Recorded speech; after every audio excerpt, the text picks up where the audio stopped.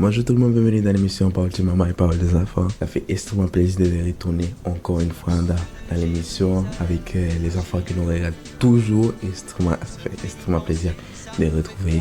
C'est Rita Sahel, Marvin, Soudley, Seraya, Noah, les enfants de Tati Jenny et l'enfant de Tati Eni, Anise. Tous les enfants qui nous regardent en ce moment. Et vraiment, ça fait extrêmement plaisir de vous retrouver une nouvelle fois dans l'émission Parole de maman et Parole des enfants. Aujourd'hui, 13 avril 2024. Vraiment, ça fait extrêmement plaisir. Le temps passe vite, mais sûrement. Et aujourd'hui, on va débattre un nouveau thème, mais un thème, comme j'ai toujours dit, un thème particulier. Et avant de commencer l'émission Parole de maman et Parole des enfants, nous aimerions prier pour donner de l'émotion pour l'émission Parole de maman et Parole des enfants. Et nous allons commencer. Dieu Père, que tu es quand que tu bénis chaque jour, que tu vas bénir chaque enfant qui sont là en ce moment en train de regarder l'émission Parole de maman et Parole des enfants. Que tu vas bénir ces enfants qui regardent chaque année, chaque mois dans ta parole, qui commencent à apprendre tes paroles pour au cours des années donner des messages à toutes les personnes qui croisent. Grâce à eux qui vont grandir, qui vont donner la parole à tout le monde. Gardez-nous, bénis-nous. Au nom de Jésus, nous t'en prions. Amen et Amen. Aujourd'hui, on va débattre un nouveau thème. Comme je te le dis, un thème particulier. On peut donner comme titre les pactes. On peut dire aussi l'alliance. Pour vous, c'est quoi l'alliance? L'alliance, c'est comment parmi les hommes, une alliance est un accord entre deux parties. Mais on peut dire l'homme et Dieu, dans lesquels chacun s'engage à certaines conditions. On voit une alliance entre peuple en Josué 9, entre particuliers et amis, en Genèse 26, versets 26 à 33. Dans ces cas, il y a toujours plus ou moins en étant de réciprocité entre les deux parties constantes. Mais dans l'alliance de Dieu avec l'homme, il est autrement. Comme on peut dire qu'entre l'homme et Dieu, c'est différent. La souveraineté de Dieu est gardée. C'est en général une disposition à laquelle Dieu s'oblige par une révélation, soit avec condition, soit sans condition. Vraiment, il y a des personnes que Dieu a fait des pactes ou alliance. Par exemple, la première personne, c'était avec Adam et Ève. On appelle quelquefois alliance des œuvres, l'état conditionnel sous lequel Adam était placé en Éden. Une seule parole de l'écriture semble établir cela, c'est Osée 6, verset 7, cité par Paul dans Romains 5, verset 14. Et comme Adam, on transgressait l'alliance. Mais dans les récits Genèse 2, c'est fait de nous n'est pas donné dans ces termes. Ces paroles de Osée signifiant seulement que les Israélites avaient violé l'alliance qu'il avait reçue de Dieu, qu'il avait péché contre des ordres positifs et que cela, il avait péché selon la similitude des péchés d'Adam. Dans Romains 5, les propres de la position d'Adam en Éden était la possession par la pure bonté de Dieu, de la puissance de toute bénédiction et l'obligation de les conserver par son obéissance en se gardant de toucher à l'arbre de la connaissance du bien et du mal. C'était là sa responsabilité. Ça veut dire la responsabilité d'Adam et Ève, c'était de ne pas manger dans l'arbre qui se trouve au milieu du jardin. C'était ça l'alliance qui a été faite entre Adam et Ève et Dieu. Ça veut dire entre l'homme et Dieu. C'était la première alliance que Dieu avait faite. Deuxième alliance, c'était l'alliance de Dieu qui soit mentionnée dans les paroles et celle de Dieu qui fit au sujet de la création après les déluges. Qui dit déluge dit Noé, et qui dit Noé dit âge de Noé. C'est là qu'on trouve l'expression alliance pour la première fois. Genèse 9. Deux malédictions pesaient sur la terre, maudite en Adam. Elle ne donnait son fruit qu'au travail de l'homme, maudite de Caïn. Elle refusait son fruit à sœur Labeur. Dans les premiers cas, la terre est maudite à cause de l'homme. Genèse 3, verset 17. Dans les seconds, l'homme était maudit de la part de la terre. À part de la terre, l'homme était maudit à cause de la terre. Sous cette double sentence, loin de revenir à Dieu, l'homme à contrainte ne monte que plus emprunté, alors Dieu porte remède à ces mal par les jugements. Et de lui souvient, submerge l'ancien monde, Noé seul et la perle avec les saints. Et c'est par lui que Dieu va recommencer un monde nouveau. Ça veut dire Noé, c'est lui qui avait fait, c'est lui qui avait construit l'arche pour sauver des animaux, ses biens, sa famille, etc. Et c'est là que Dieu avait détruit l'ancien monde pour construire un nouveau monde. Au sortir de l'arche, Noé offre à Dieu une holocauste. Nous songez que nous avons déjà parlé de holocauste dans l'émission passée. Et holocauste, ça veut dire comment offrande à Dieu. Comment c'est offrir une offrande à Dieu. Au sujet duquel il est dit que Dieu fera une odeur agréable. C'est alors que, par une promesse sans condition, Dieu confie à Noé son alliance avec la création, alliance dans laquelle il s'engage à ne plus frapper toute chose vivante comme il l'a fait et il a donné en continuité tant que la terre sera les sémages et les moissons, les froids et les chauds, l'été et l'hiver, les jours et la nuit. Genèse 8, 21 à 22. Troisième personne, et je crois que beaucoup d'entre vous connaissent cette personne parce que peut signifier que c'est le père de la foi. Et qui dit père de la foi dit Abraham. Il est à remarquer par les délices, Dieu montre que dès lors de la bénédiction et le jugement des colérons de son gouvernement, Satan s'empare de cet arrangement. Et ça fait les chefs. Comment il devient le chef. Trompé par lui, les hommes lui rendant en culte comme s'il était Dieu et Seigneur.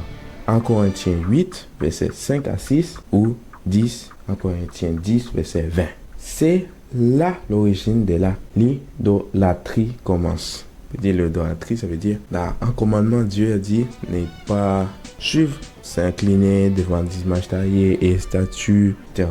Alors, dans la famille de l'idolâtrie tarée, Josué 24, verset 2, Dieu choisit Abraham, il l'appelle à quitter la maison de son père pour le suivre au pays qu'il lui montrerait. Puis il lui relève son alliance. C'est donc en sortant Abraham entre les idolâtries que Dieu lui donne son alliance. Elle lui est répétée plusieurs fois. On la voit mentionnée dans les chapitres 12, 15, 17 et 22 de la Genèse, mais toujours avec ce caractère de reposer sur une promesse et non sur une condition. Au chapitre 12, elle est présentée sous sa forme la plus générale. Il y a entre deux éléments très importants à distinguer. Premier, je te ferai devenir une grande nation et je te bénirai et je te rendrai ton nom grand et tu seras une bénédiction. Je te donnerai ces pays à ta sémence. Verset 2 à 7. Deuxième chose, en toi seront bénies toutes les familles de la terre. Verset 3.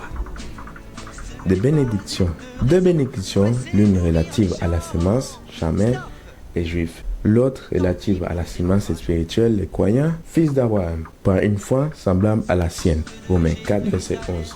Élément qui admet les gentils. Le chapitre 15 a pour objet seulement à la bénédiction terrestre de l'alliance générale mentionnée au chapitre 12.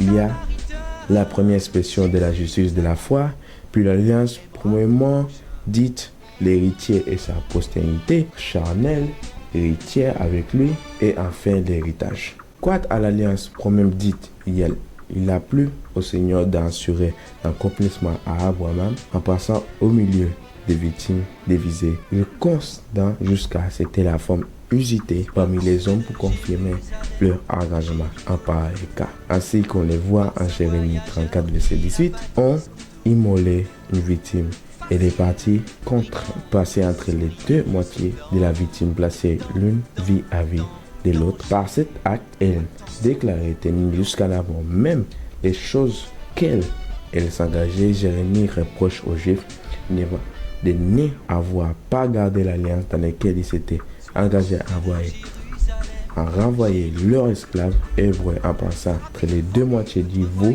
Ici, comme l'alliance de Dieu est par une promesse, Abraham ne s'engage à rien. Dieu seul oblige. C'est pourquoi il passe seul entre les moitiés des victimes. Genèse 4, verset 12 à 17. Maintenant, on parle de Moïse, quatrièmement. Moïse avec les tables des 10 commandements. Celle-ci reposait sur les termes qui distinguaient essentiellement de toutes les autres, Dieu d'une part et le peuple de l'autre. C'est rencontré sur un pied de réciprocité. Israël ignora sa faiblesse, s'engage pour sa part à tenir les conditions proposées et n'hésite pas à dire « Nous ferons tout ce que l'Éternel a commandé ». Exode 19. Mais quelques jours sont à peine écoulés que déjà l'alliance est rompue.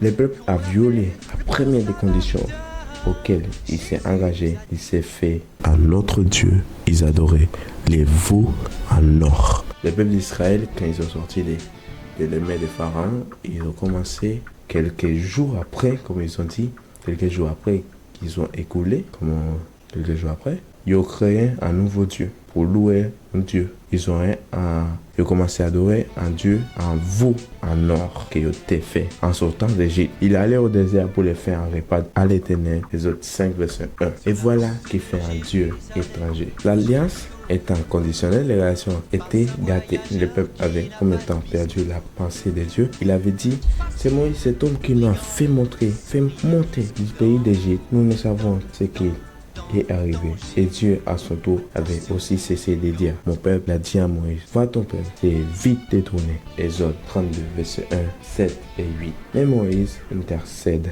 pour le peuple et rappelle à Dieu la promesse qu'il fait à Abraham sans condition. C'est ainsi qu'au sujet du péché, la médiation toujours appelle la grâce. Dieu introduit alors une autre alliance fondée sous la suprématie en vertu desquelles il exerce la miséricorde avec qui il veut. Exode 34, versets 8 à 11. Mais comme elle est gratuite, ce n'est plus avec le peuple qu'il traite. Il s'adresse au médiateur. Exode 33, versets 13 à 19.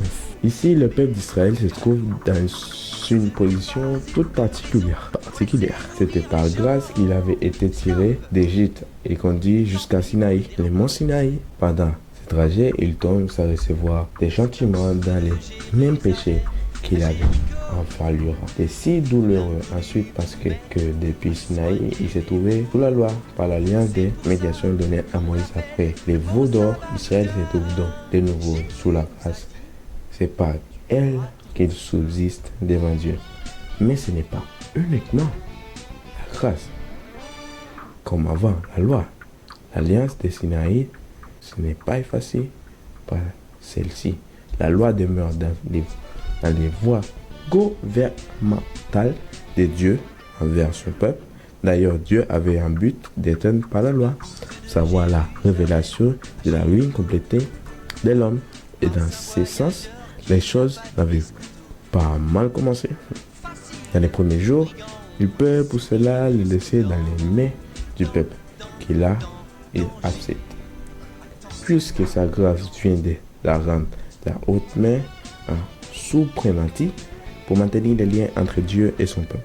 On voit une autre alliance de Dieu avec Israël donnée au pays de Moab avec des pensées passées les Judains. Deutéronome 29. Elle est conditionnelle. Elle a pour objet non de bénédiction à atteindre mais à conserver par l'obéissance par grâce. Dieu introduira son peuple dans la terre de la promesse, à lui de s'y tenir par fidélité. C'est qu'à quelque ressemblance avec celui d'Adam en elle. Et maintenant, on va voir les derniers de tous, les nations. Le sang de Jésus est versé pour le pardon de nos péchés. Avec les nations, Dieu n'a jamais traité d'alliance. Il ne le fait qu'avec son peuple. Si les gentils ont part aux bénédictions de la nouvelle alliance, c'est plutôt comme d'objet d'intérêt, comme un souverain hanté, une greffe, sur l'olivier franc. Et étant Jésus qui est le garant de la nouvelle alliance, il participe en lui. Cependant, en Zacharie 11:10, il dit que Dieu a rempli l'alliance et qu'il avait traité avec tous les peuples, celle sans doute qui aurait eu lieu par la venue de Shiloh et qui appartient à l'assemblée du peuple. Genèse 49, versets 9 à 10. Mais elle était rendue impossible parce que les Juifs et les gentils ont rejeté celui qui devait les réunir. Acte 44, verset 27. Vraiment, on a fait un bon petit coup de palais, etc.